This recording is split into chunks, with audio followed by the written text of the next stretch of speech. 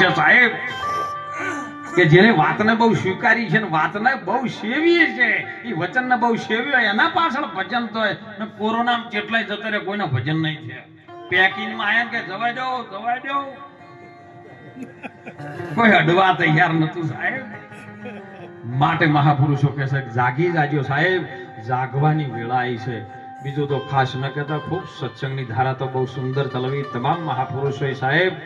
દરેક જીવને એક સારા માર્ગે વાળવા માટે સંતો મહેનત કરી રહ્યા છે ને, એ સંતોને કઈક જીવનની અંદર સંતો પાસે જઈને બેસીને વાતને શીખજો.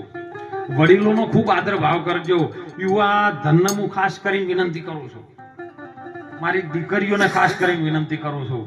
મોબાઈલ ટેકનોલોજીનો જે યુગ છે ને, અત્યારે ટેકનોલોજીના યુગની અંદર મોબાઈલે એટલું બધું બફાટ હેડ્યું છે ને, પોતાના સંસ્કારને બાળી ભસ્મ કરી નાખ્યો છે.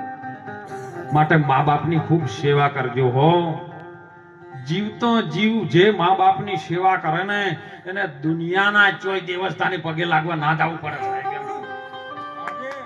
ચોય કોરેટમાં પગે લાગવા ન જવું પડે, કોઈના પગ ન પકડવા પડે.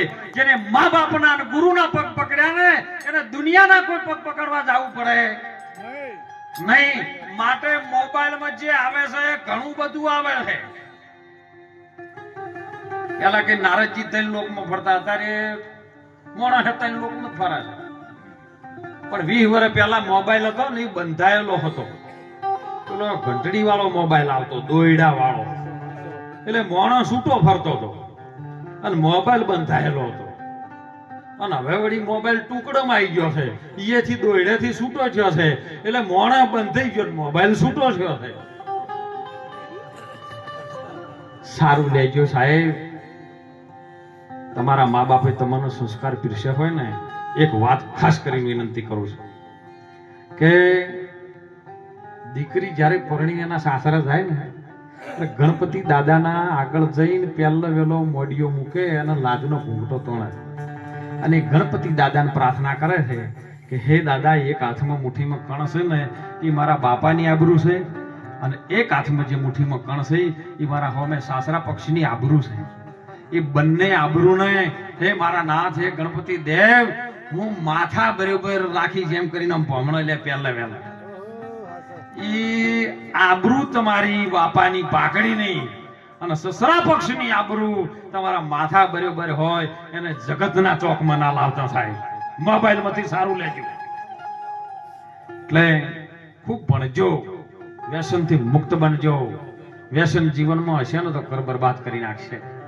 ભાઈઓ ભાઈઓમાં ખૂબ રાગ રાખજો.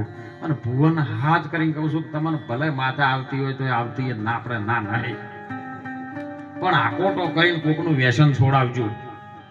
આકોટો કરી ચોક પાપ થતું હોય ને, કોક જીવ કપાતા હોય ને, એ જીવ ના કપાય, જીવ અત્યાર ન થાય, અને કોઈ સારો જમણવાર થાય, આવા સંતોની પધરામણી થાય, દેવી દેવતાની પૂજા થાય, એવું કોક કરજો.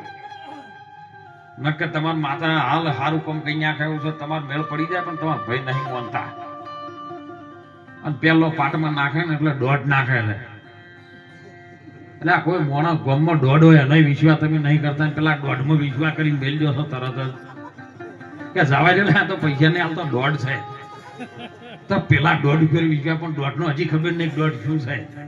આધા વચન ગુરુ દેવ કા તાકા નથી, એક સે પરિપૂર્ણ પરમાત્મા, અડધો વચન ગુરુ દેવ નો.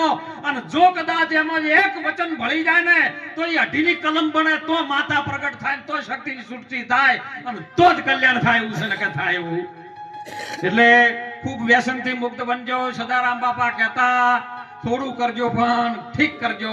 સદારામ બાપા જે પણ સમાજની અંદર 18 આલમને લઈને ફર્યા છે, એમાં સંતો બધા 18 આલમમાં આપણી સમાજમાંથી કંઈક વ્યસન મુક્ત થાય, સમાજ કંઈક આગળ આવે, શિક્ષિત બને, સંસ્કાર પ્રાપ્ત કરે, ભણી ગણીને કોઈક ડોક્ટરોનો બોર્ડ લાગે એવું કોઈક કરજો. નહીતર જીવનમાં આવનાર સમયમાં બધા બોર્ડ લાગી જશે, ચોક ચોક હવે ઠાકોરોને લાગવા માંડ્યા છે. એટલે હાથ જોડે વિનંતી કરું છું, તમે ખૂબ હંપી દેજો. વીઘો 2 વીઘા છે ને, કોકના સંગમાં આવી અને વેચી ન મારતા. સુંટણિયા વાળા 5 વર્ષે આવી છે, લઈને જુદા પાડીને જતા રહે. વોટ આલજો ના નહીં, પણ વાતને બહુ સ્વીકારીને હવ ના ઘેર રહેજો. ઘર બચાવશો, તો મેલ્લો બચશે ને મેલ્લો બચાવશો તો ગામ બચશે, ગામ બચશે તો કદાચ તાલુકા હોય બચશે ને તાલુકામાંથી જિલ્લો બચશે ને રાષ્ટ્ર બચશે અને રાષ્ટ્ર બચશે તો ભારત બચશે ને. માટે બધા હળી મળી આ સંતોની સલાહ લેજો, માતા પિતાની ખૂબ સેવા કરજો, ખૂબ જીવનને ધન્ય બનાવજો. સૌનું ગુરુ મહારાજ કલ્યાણ કરે એ જ વિનંતી સાથે સૌ સંતોના ચરણમાં વંદન કરી વાણીને વિરામ કરું.